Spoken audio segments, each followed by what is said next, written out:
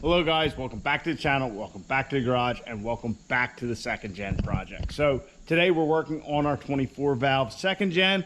We're going to be doing some upgrades to make the truck sound a little better. If you guys remember in the last video on the 24 valve, we worked on our 5-inch exhaust, got everything in, got everything nice and tight, other than we were missing a few clamps. So we do have those clamps so we can get our exhaust in, and well, it is in, but get it all cinched up so it's good to go so it won't move around. I actually did take the truck to work the one day when we had the 6.7 at the dealer getting the steps put on. So I did take it to work. I completely forgot about the exhaust missing those clamps, but we didn't have any issues, no rattles, no nothing, but we do need our clamps to secure it. So you might be wondering, how are we gonna make this thing sound better than it already does? We got the straight pipe exhaust. We're not gonna quiet the exhaust up. This is a toy, that's a daily. The toy can be loud, the daily, I like being quiet right now. So anyhow, how are we gonna make it sound better? Well, that's those boxes right here behind me, which you've probably already seen. And as you can see, we got speakers. So the speakers inside the second gen, well, I'll show you. The front ones, they're shot. So if we turn the truck on here, get the radio going, go to the front, and nothing. So the front speakers are dead. The rear ones are still okay, but we are going to replace all 4 speakers. There's 2 in the doors, or 1 in each door, and then 1 in the kick panel behind each seat. So we will be putting in new speakers for the truck. We're not going to be doing a head unit or anything. I don't think it's necessary. I have one of the, I usually use like Pandora and my phone. I have one of these little Bluetooth things that you can get off Amazon. They connect right to your phone and they work great. They go through the radio signal and I've never had a problem with it. I use this in this truck. I use it in Veronica, my blue second gen, and they work great. And if you use this upper outlet on the second gens, when you turn the key on and off, it comes on, so you don't have to worry about remembering to shut it off or anything if your battery drains. Now, a little hint for anybody with one of these older trucks that has one of these like cigarette lighter 12-volt outlets, if you're having connectivity issues where you got to kind of spin your device or your charger or whatever to get it to have the connection so it'll work, you probably have some corrosion in there. So what I did, and I did this on this truck and Veronica, I got one of these little brushes from the hardware store and put it on a drill, stuck it in there and ran the drill, and it cleaned all the corrosion off. And ever since then, it hasn't been a problem. No matter how you stick this thing in, it comes right on. You don't have to, you know, it's not finicky anymore. You don't have to mess with it. So just a little tip that I've figured out over the years: use one of these little brushes and you'll be able to get that outlet in full working order again.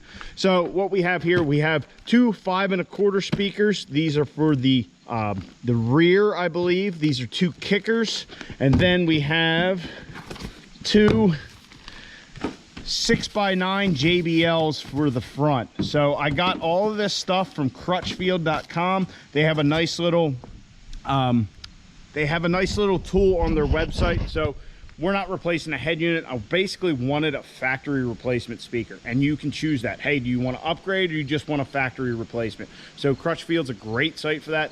Got shipped, came like what, like next day or the day after, and all that. Just great. And they also give you some, they supply you with like factory connectors, so that way you don't have to, you know, splice the factory wiring for the new speakers. So anyway, let's get to installing these speakers. We'll start with the front doors because this is probably a poor choice of an evening to do this because it is getting rather cloudy and gray out. But if we get our front speakers in, at least tonight, I will be able to drive the truck and have music and not just be rear speakers. It'll sound good the whole time. So we'll get to pulling these front door panels off and getting our kicker speakers installed, or the JBLs, whichever ones go in here. Well, first I'm going to put these in the garage before it gets a hammering down rain.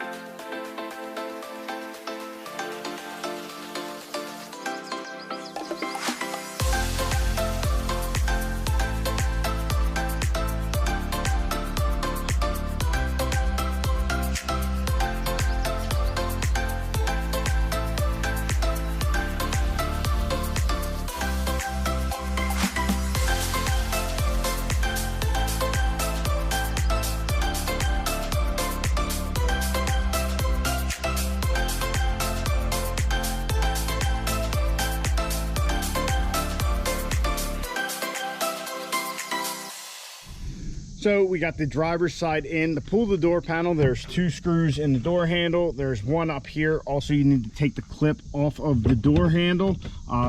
Just, you know, you take that clip off, try not to lose it. I don't have the one for the passenger side, so if you know where to get one of those clips, Amazon, whatever, let me know.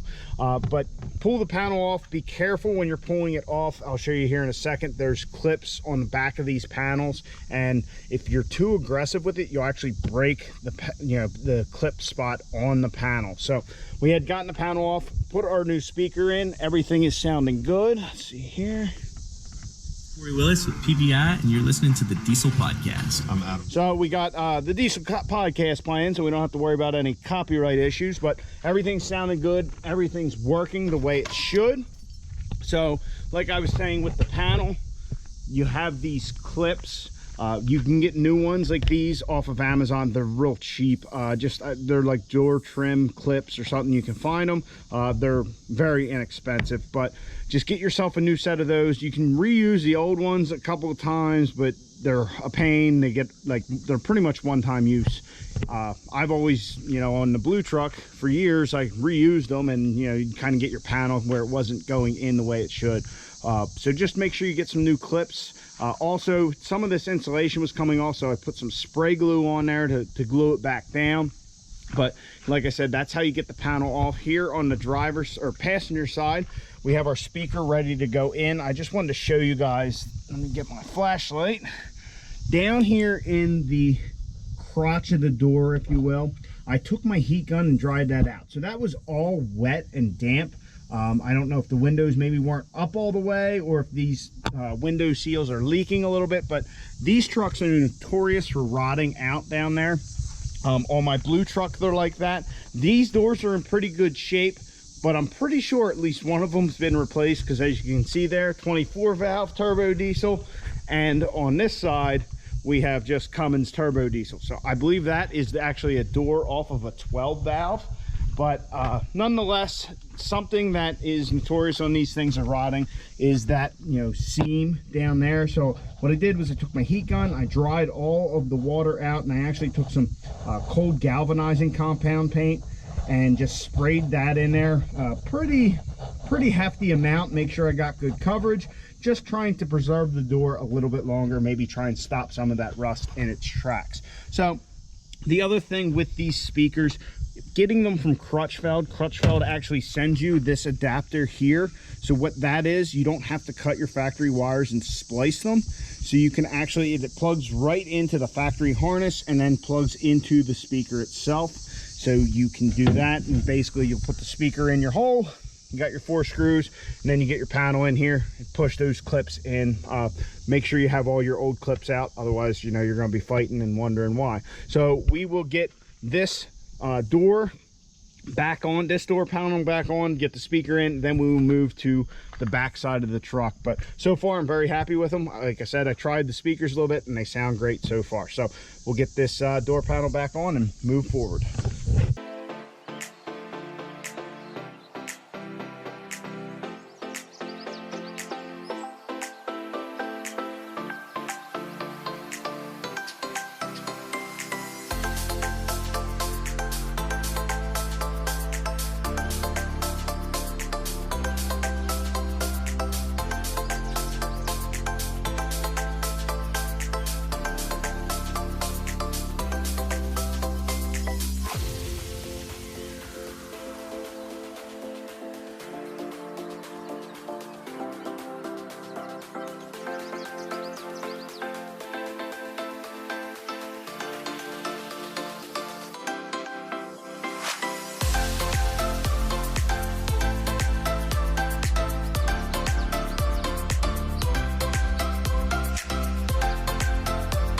All right, so I'm not saying this is the right way to do it, but this trim panel, basically you have to undo this side trim panel. There's 2 bolts, or 2 screws, can undo those, lift it up, and then kind of slide this thing out. And then there's like some clips in here, you just gotta pry it out. Now there is enough flexibility in here that I was able to move it out of the way without taking the whole thing off, or the seat belt, or removing our storage compartments back here. And basically you get it back, just kind of the same thing. Yeah, so like I said, still kind of flexible. I'm not saying that's definitely probably not the right way, but if you feel comfortable with it and your panel has enough, panel is flexible enough, you can do that.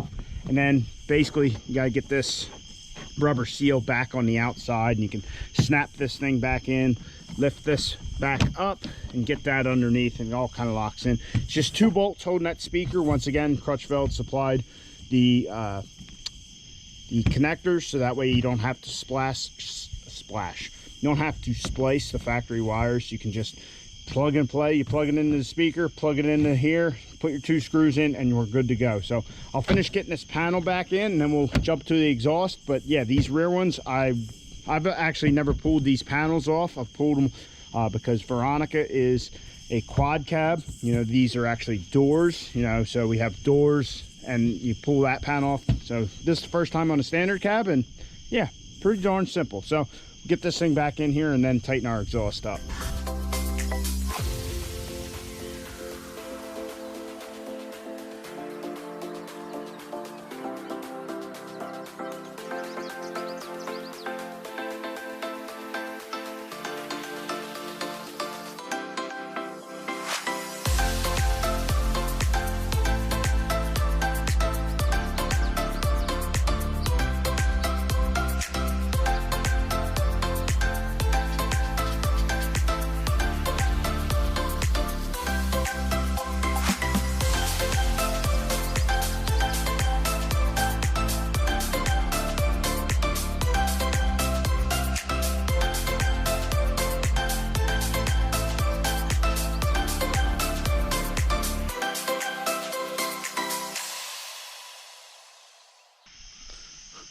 So started to rain while I was doing our exhaust clamps, but I powered through and got them all in. So the clamps I got were supposed to be like butt weld clamps. I got the ones that I wanted, the flat ones, so they would really contour to the pipes and all that, but they ended up just being a little too short. I really should have gotten the stepped ones for, you know, the right application. I was just trying to get something that would kind of crush a little more. Definitely fought me a little, you know, kind of as I worked back, as the pipes got a little rougher, had to get the hammer out and kind of beat some of the flange that was sticking up. Had to beat that down a little bit, but I got the clamps on. I don't think the exhaust is going anywhere. Before, our tip and all would go, you know, move down, up and down, but we are good. Everything is nice and solid, so very happy with that. Our exhaust is in good shape. But our main project tonight, our speakers, all of our factory speakers are out, and our new kickers and JBLs are in. If we let's see here. Went on Diesel Nation. So I'm excited to have you guys with us today on the Diesel podcast. Yeah. Whoa. And he was on the podcast. We got rear. Ago and telling us about his billet. We got front for the 47 and 48. We can make a lot more noise in the factory ones, and it sounds good. So very happy with how that all turned out. Very easy to do.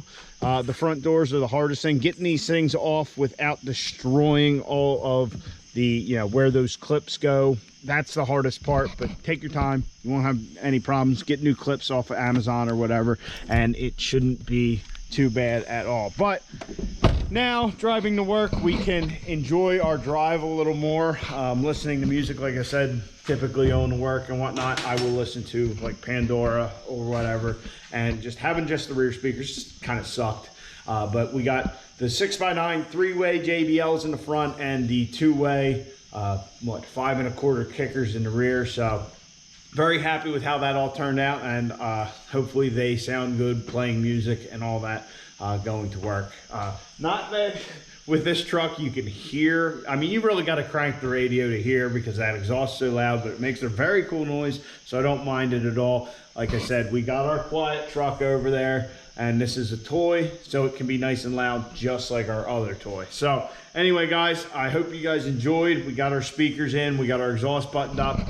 This thing really needs to get to the track, see what that Quadzilla will really do. But you know, that's kind of 2020 for you. You know, want to go to the track, normally you can go any Saturday or any Wednesday, Friday, or most Saturdays, and Yeah, not this year, but we will try and get it to the track. I know they originally were going to try and open up Wednesdays in September. I don't know what their status is on that, but hopefully we can get it down there. Maybe we'll put the radials on there from the drag truck and go. I definitely got some other modifications to make, but I want to see what the truck does and kind of see what that stock turbo we can get out of. And then maybe we will upgrade the air and just kind of keep moving forward with the second gen project. So anyway, guys, I hope you enjoyed. Please like the video, subscribe down below. Catch you guys on the next one. Get out in your garage, get the wrenching on your truck. Oh, and by the way, on the radio there, that was the Diesel podcast. I listen to every episode, typically when it comes out, if we're doing something in the garage that isn't, running an impact, grinding, that kind of thing, which a lot of times that's what we're doing. But definitely check out that podcast. It's very good, very informative. I enjoy it. So, all right, guys, thanks for watching.